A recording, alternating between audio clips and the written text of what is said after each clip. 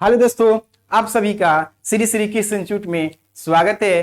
पुनः एक बार current affairs लेके उपस्थित हैं और आज है 12 जनवरी 2021। तो आइए देखते हैं 12 जनवरी 2021 से कुछ महत्वपूर्ण करंट अफेयर्स।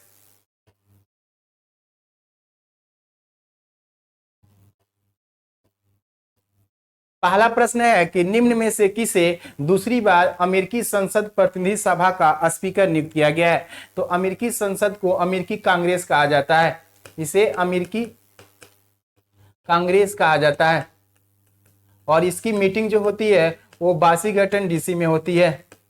वाशिंगटन डीसी जो है वो आपको अमेरिका की राजधानी जो है वाशिंगटन डीसी, यहीं पर इसकी मीटिंग होती है। और इसी में अभी हाल ही में मीटिंग हुआ जिसमें डेमोक्रेटिक पार्टी के आपको नैन्सी पेलोसी को स्पीकर के रूप में निर्वाचित किया गया। इससे पहले ये 2007 में भी निर्वाचित हो चुकी हैं, यानी 2007 में ये स्पीकर बनाई गई थी डेमोक्रेटिक पार्टी की ओर से और पुनः डेमोक्रेटिक पार्टी की ओर से इन्हें भी नैन्सी पेलोसी को बनाया गया, क्योंकि अमेरिका में हाल ही में चुनाव हुआ था आपको 3 नवंबर 2020 में और इस चुनाव में डेमोक्रेटिक पार्टी की जीत हुई थी। यानी डेमोक्रेटिक पार्टी की ओर से राष्ट्रपति जो बाइडेन, उपराष्ट्रपति कमला हैरिस थी, जबकि रिपब्लिकन पार्टी से डोनाल्ड ट्रंप थे जो इस निर्वाचन में चुनाव में पराजित हो गए और इसके बाद नवनिर्वाचित राष्ट्रपति बनेंगे जो बाइडेन और इनकी शपथ होगी आपको 20 जनवरी को, यानी 20 जनवरी को 2021 में ये शपथ होगी और यह अमेरिका के 46वें राष्ट्रपति के रूप में शपथ लेंगे। यानी अमेरिका के 46वें राष्ट्रपति कौन बनेंगे? जो बाइडेन और उपराष्ट्रपति बनेंगी कमला हैरिस। और कमला हैरिस जो है वो भारतीय मूल के हैं और ये पहली महिला उपराष्ट्रपति है। और साथ ही व्हाइट हाउस जो है,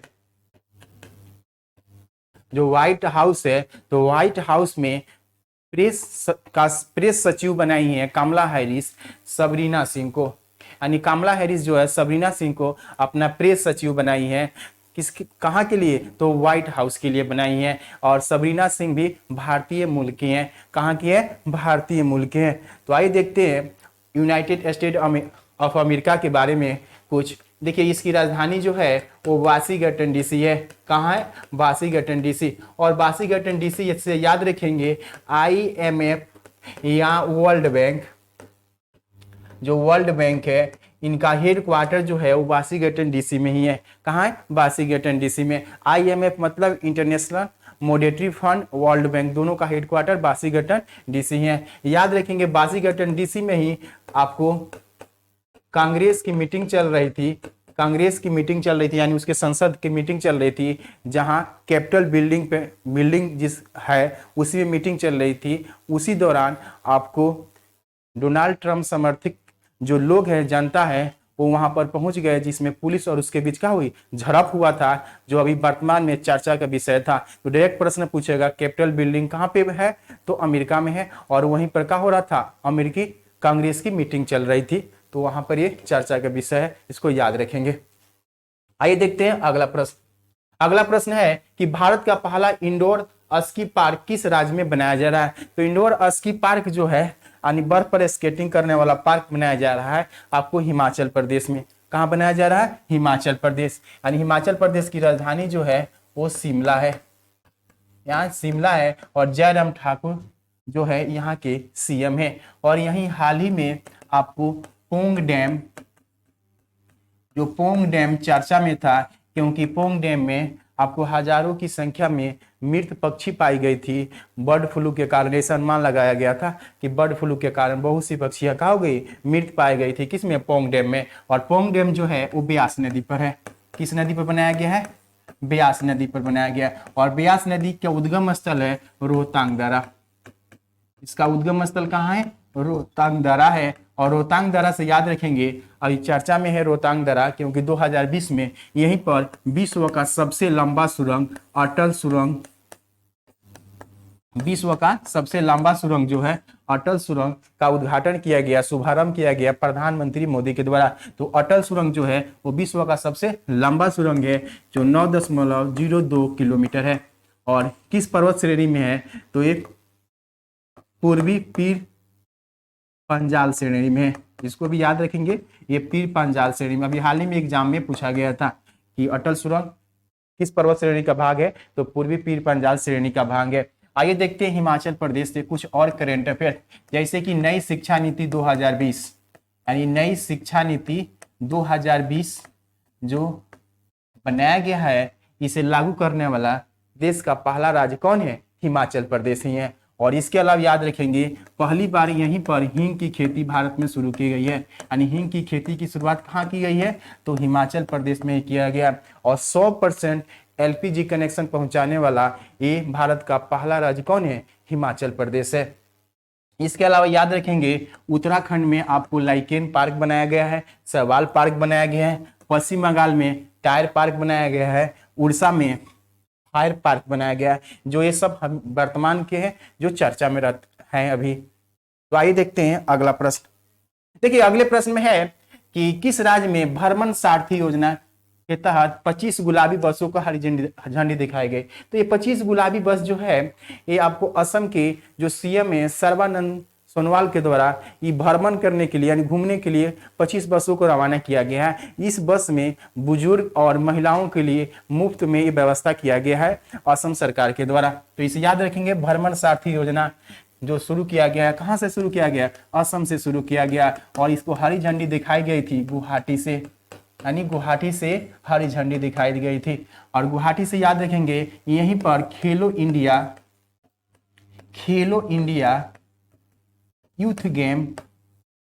यूथ गेम्स का जो आयोजन हुआ था 2020 में यहीं पर किया गया था। यानी खेलो इंडिया यूथ गेम्स 2020 का आयोजन कहाँ किया गया था? गुवाहाटी में ही किया गया था। तो आइए देखते हैं असम से कुछ और प्रश्न को जानते हैं। असम जो है ये आप देख रहे हैं जो मैप में, असम जो है ये आपको भूटान और बांग्लादेश से क्या बनाता है? अंतर्राष्ट्रीय सीमा बनाता है। और इसकी राजधानी है आपको दिसपुर। इसकी राजधानी कहाँ है? दिसपुर। याद रखेंगे, यहाँ हाल ही में पर्यटन संजीवनी योजना की शुरुआत किया गया था।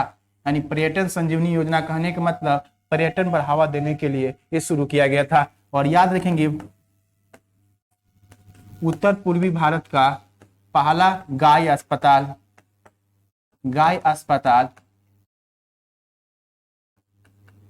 आपको पहला गाय अस्पताल उत्तर पूर्वी भारत को कहाँ बनाया गया है? गुवाहाटी में ही बनाया गया है। उसके अलावा याद रखेंगे, ये चर्चा में था काजीरंगा राष्ट्रीय उद्यान। तो काजीरंगा राष्ट्रीय उद्यान जो असम के है, ऐसे तो एक सिंह गैंडा के लिए प्रसिद्ध है, यहीं पर पहली बार रॉयल टाइगर देखा गया है, सॉरी गोल्डन टाइगर, यानी गोल्डन टाइगर देखा गया जिसकी संख्या 5 बताई गई थी। उसके अलावा याद रखेंगे, यहाँ पर ग्रामीण मुख्यमंत्री ग्रामीण औचौनी योजना की शुरुआत किया गया था। आपको ग्रामीण औचौनी योजना की शुरुआत किया गया था, आपको असम की सरकार के द्वारा ही शुरू किया गया था। तो आइए देखते हैं अगला प्रश्न। अगला है कि चेन्नई बंदरगाह पर नए तटीय अनुसंधान वाहन सागर अन्वेषका को किसने राष्ट्र को समर्पित किया? तो ये सागर अन्वेषका है, ये खासकर तटीय इलाकों में अनुसंधान के लिए ये आपको लंच समर्पित किया गया है राष्ट्र का। तो तटीय जो क्षेत्र है खासकर आपको ये है, आपको पूर्वी तट होते हैं, ये है आपको पश्चिमी तट। पूर्वी तट और पश्चिमी तट के खासकर पूर्वी तट के निगरानी के लिए चेन्नई बंदरगाह के पास इसे राष्ट्र को समर्पित किया गया। जो चेन्नई बंदरगाह है यह भारत का सबसे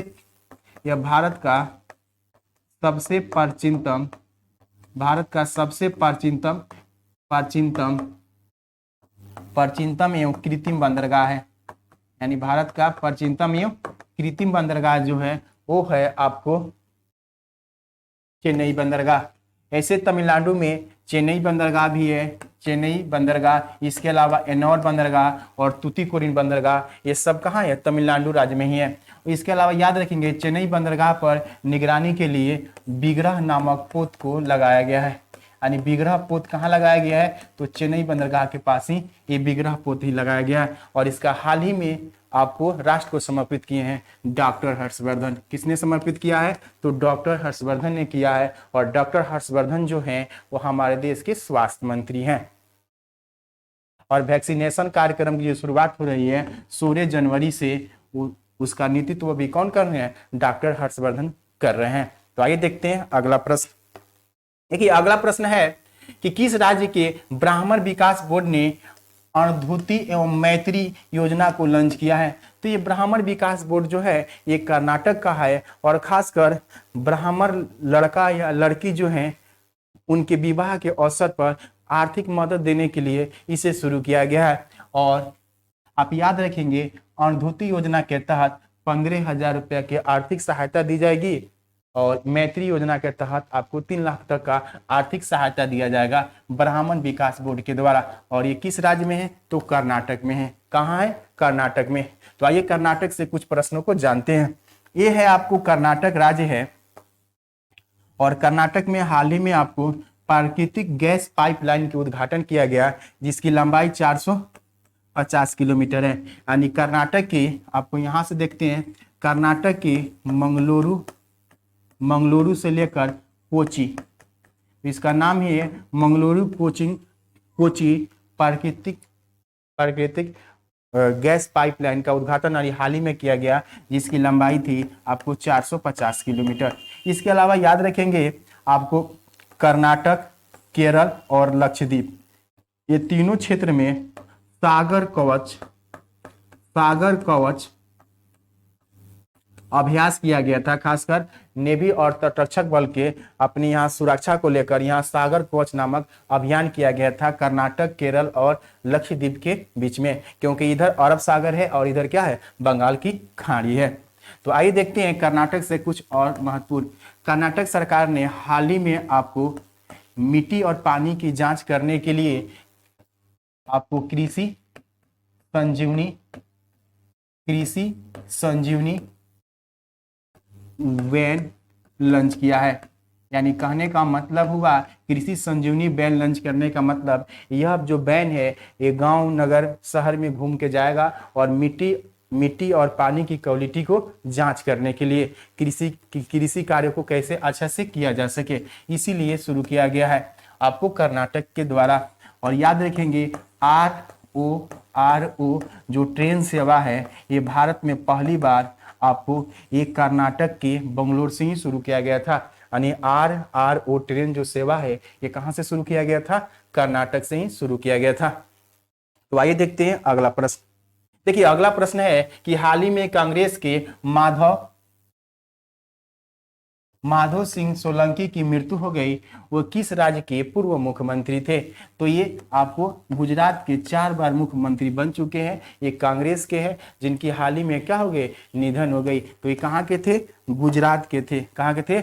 गुजरात के थे। और गुजरात से याद रखेंगे गुजरात में हाल ही में आपको 2020 में केशुभाई पटेल, कौन थे? केशुभाई पटेल की भी क्या हो गई थी? मृत्यु हुई थी। और ये सोलंकी साहब का भी अभी हाल ही में क्या हो गई? मृत्यु हो गई। तो गुजरात से याद रखेंगे गुजरात में आपको एकता दिवस के अवसर पर यानी 31 अक्टूबर को यहाँ पर आरोग्य वन का उद्घाटन किया गया, साथ ही चिल्ड्रन पार्क के उद्घाटन किया गया और एकता मॉल का उद्घाटन प्रधानमंत्री मोदी के द्वारा शुरू किया गया। और इसी गुजरात में पहली बार समुद्री विमान सेवा की शुरुआत भारत में पहली बार यहीं पर किया गया है। यानी समुद्री विमान सेवा की शुरुआत जो किया गया जिसे सी प्लेन सर्विस जो है यहीं पर शुरू किया गया है, खासकर गुजरात के अहमदाबाद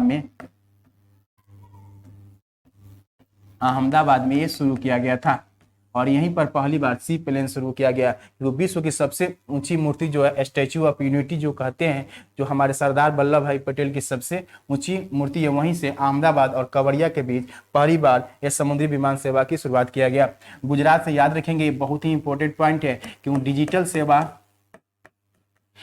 सेवा सेतु ऐप इसी के द्वारा लॉन्च किया गया था, खासकर ग्रामीण इलाकों को विकसित करने के लिए शुरू किया गया था। और यहाँ से याद रखेंगे अभी हाल ही में चर्चा में था महिला उत्कर्ष योजना। यानी महिला उत्कर्ष योजना जो है ये गुजरात सरकार का सारी योजनाओं में से सबसे लोकप्रिय योजनाओं में से एक है महिला उत्कर्ष योजना। और साथ ही याद रखेंगे सूर्योदय योजना जो हाल ही में चर्चा में था। यानी सूर्योदय योजना भी किसी के द्वारा शुरू किया गया था? गुजरात सरकार के द्वारा शुरू किया गया था। और भारत का पहला आपको रेलवे यूनिवर्सिटी और भारत का पहला रक्षा विश्वविद्यालय भी कहाँ बनाया जा रहा है? गुजरात में ही बनाया जा रहा है। तो आइए देखते हैं अगला प्रश्न। जितने भी पार्ट है, ये हम केवल करेंट अफेयर्स पर ही चर्चा कर रहे हैं जो आपके एग्जामों के लिए बहुत ही महत्वपूर्ण है। अब है प्रतिवर्ष राष्ट्रीय युवा दिवस आयोजित किया जाता है। तो भारत में प्रतिवर्ष राष्ट्रीय युवा दिवस जो मनाया जाता है वो 12 जनवरी को मनाया जाता है। कब मनाया जाता है? 12 जनवरी को मनाया जाता है। और इस बार आपको नेशनल यूथ डे जो है इसका थीम है challenging youth power for nation building है इस साल का थीम को भी प्रश्न पूछा जाता है। अब रहा बात ये नेशनल यूथ डे क्यों मनाया जाता है, तो नेशनल यूथ डे जो है हमारे स्वामी विवेकानंद के जो विचार एवं भावनाओं है वो युवाओं तक पहुंचाने के लिए 1984 ईस्वी से ये मनाने की शुरुआत किया गया। कब से शुरू किया गया? 1984 ईस्वी से इसे मनाने की शुरुआत किया गया। और इनका जन्म जो हुआ था आपको 12 जनवरी 1863 ईस्वी में ही इनका जन्म हुआ था। और 12 जनवरी के इनके जन्मदिन पर ही नेशनल यूथ डे के रूप में मनाया जाता है। और याद रखेंगे स्वामी विवेकानंद से कि इनके गुरु का नाम था रामकृष्ण परमहंस। ये गुरु का नाम था रामकृष्ण परमहंस था। और इन्हीं के सम्मान में रामकृष्ण परमहंस आश्रम की स्थापना किया गया है। आपको 1897 ईस्वी में इन्होंने किया, रामकृष्ण परमहंस की स्थापना किया। और 1902 ईस्वी में इनको बेलूर मठ में ही क्या हो गई थी? इनकी मृत्यु हुई थी, आपको बंगाल में हुई थी। और पहली बार विश्व धर्म सम्मेलन जब चल रहा था 1893 ईस्वी में विश्व धर्म सम्मेलन चल रहा था आपको अमेरिका के शिकागो में जब विश्व धर्म सम्मेलन चल रहा था उसमें भाग लिए थे कौन? स्वामी विवेकानंद ही भाग लिया। तो उन्हीं के विचार को युवाओं तक पहुंचाने के लिए ये प्रतिवर्ष नेशनल यूथ डे मनाया जाता है। आइए देखते हैं ऑप्शन में कुछ और है जिसको जान लेते हैं। जैसे कि है आपको 10 जनवरी विश्व हिंदी दिवस मनाया जाता है और 15 जनवरी को आपको थल सेना दिवस मनाया जाता है। 15 जनवरी क्या मनाया जाता है? थल सेना दिवस मनाया जाता है। और 9 जनवरी से याद रखेंगे 9 जनवरी को हम लोग प्रवासी दिवस मनाते हैं। 9 जनवरी क्या मनाते हैं? प्रवासी दिवस मनाते हैं। तो आइए देखते हैं अगला प्रश्न। देखिए अगला प्रश्न है कि खेलो इंडिया कार्यक्रम के तहत राष्ट्रीय शीतकालीन खेल का आयोजन 11 फरवरी से 16 फरवरी के बीच कहाँ आयोजित किया जाएगा। तो देखिए खेलो इंडिया कार्यक्रम जो प्रोग्राम है भारत सरकार का जो ये शुरू किया गया था, खासकर वह आर्थिक रूप से वह लड़का या लड़की है जो ग्रामीण इलाके में या ऐसे जगह दूर दराज इलाके में रहते हैं जो आर्थिक रूप से कमजोर हैं, जिसके कारण खेल अच्छा खेलते हुए भी बावजूद भी अपने प्रदर्शन को दिखा नहीं सकते थे या बीच में खेल छोड़ देते थे, जिसके कारण उनकी खेल की जो कला थी वो बहुत लोग नहीं जान पाते थे। इसी के लिए एक खेलो इंडिया कार्यक्रम की शुरुआत किया गया भारत सरकार के द्वारा। इसके तहत जो भी युवा जो खेल खेलता है, खासकर 16 प्रकार के खेल इसमें शामिल किया गया है, वह खेल जो खेलता है उसके लिए वो रजिस्ट्रेशन करा सकता है और जो ये खेलों का आयोजन जब होता है तो उसमें वो भाग ले सकता है। और सरकार के द्वारा इसे 6 लाख रुपया तक का आर्थिक सहायता भी दिया जाता है खेलो इंडिया कार्यक्रम के तहत। तो हाल ही में इसका राष्ट्रीय शीतकालीन खेल का आयोजन किया जाएगा 11 फरवरी से 16 फरवरी 2021 में आयोजन किया जाएगा गुलमर्ग में। कहाँ किया जाएगा? गुलमर्ग में किया जाएगा। और ये जम्मू कश्मीर में है। कहाँ है? जम्मू कश्मीर में है। तो याद रखेंगे ये खेलो इंडिया कार्यक्रम के तहत ही 2020 में आपको खेलो इंडिया यूथ गेम्स जो हुआ था, खेलो इंडिया यूथ गेम्स का आयोजन जो हुआ था आपको गुवाहाटी में हुआ था। कहाँ हुआ था? गुवाहाटी में हुआ था।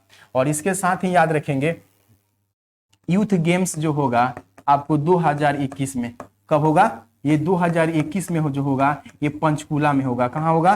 पंचकुला में होगा।